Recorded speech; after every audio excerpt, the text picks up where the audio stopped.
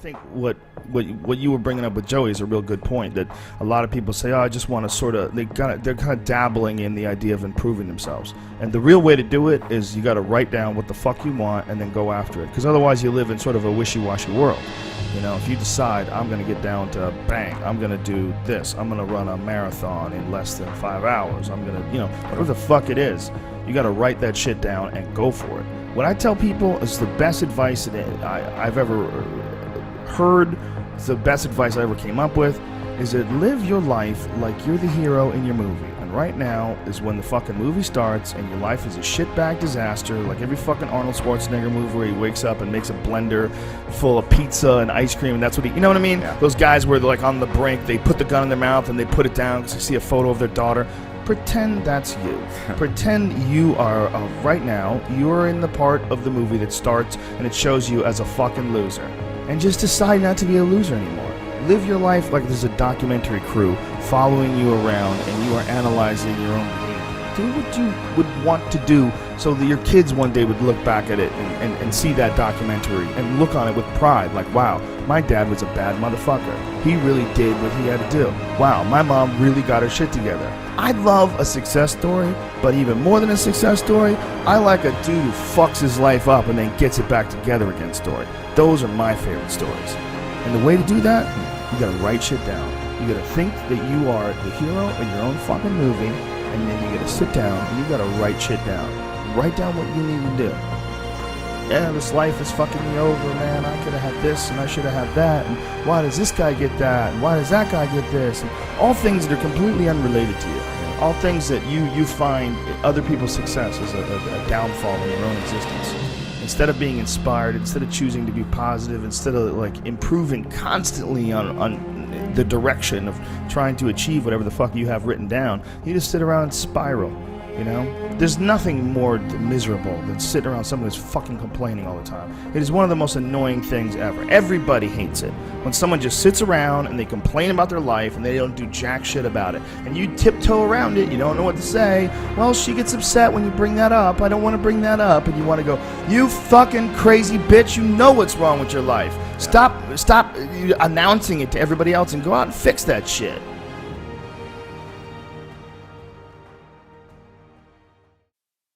I think that there's a lot of people out there that think somehow or another you're going to get to some place where you're living in silk sheets and you're getting your toes done while someone's dropping grapes into your mouth.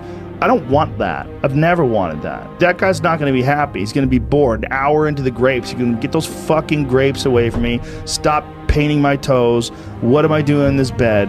I got to do something. I'm not stimulated.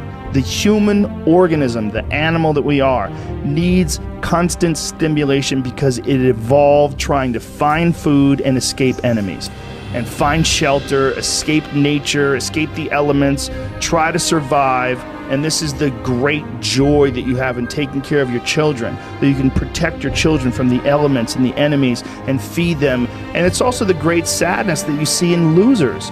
When I see a loser, I see some guy who's 43 years old, lives in his parents' basement, and he fucking hates the world. I'm like, that was a baby.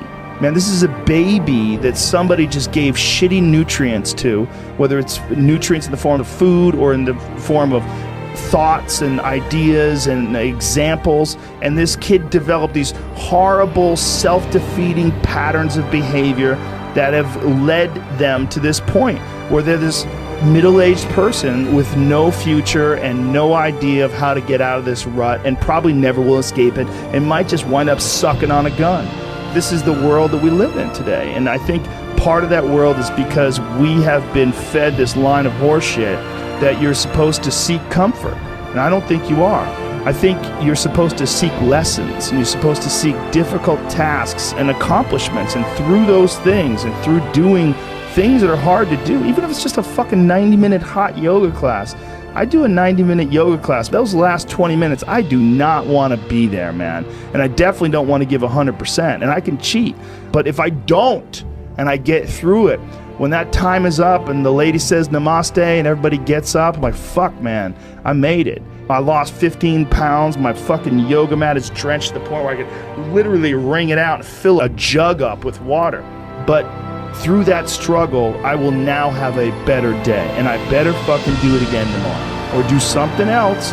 Because if I just think, well, tomorrow I'm just going to coast and eat Twinkies and watch TV.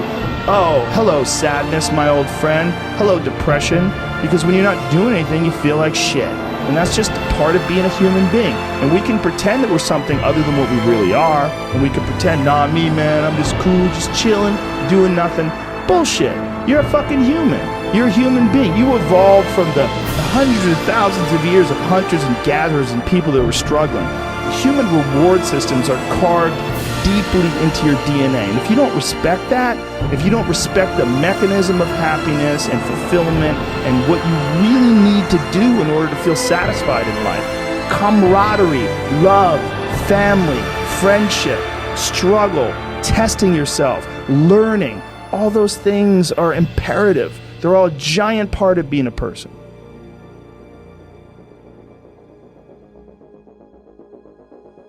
I think the one thing that discipline definitely does help you with is it helps you get things done. And when you get things done, when you actually do things, you have more success. And sometimes a big part of success is just not being fucking lazy and just doing it. That's like 90% of it is just showing up. Get there and start working. Like, you're not gonna feel perfect every day. If I only worked out when I felt good, I'd be a fat fuck.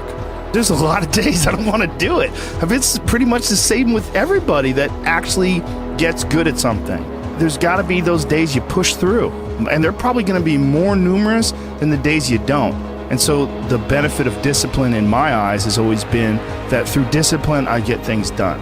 I always say that I'm like the most lazy, disciplined person I know. Because I don't want to do it, but I always do. There's a great book on it. Stephen Pressfield wrote a book called The War of Art. And Pressfield was essentially like a ne'er-do-well till he was like 40 years old. He was kind of a fuck-up. A lot of artists in comics, I bet musicians as well, but writers for sure, one of the big problems is sitting down and doing the work. And Pressfield talks about that in the most concise and beautiful way. And he labels it like an enemy. He calls it resistance.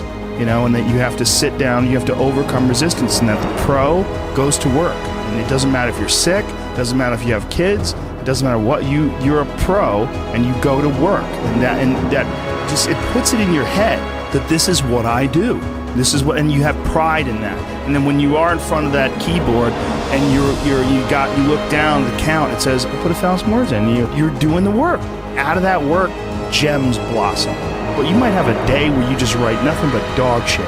So what? Show up again tomorrow. And tomorrow out of that dog shit, a flower will emerge.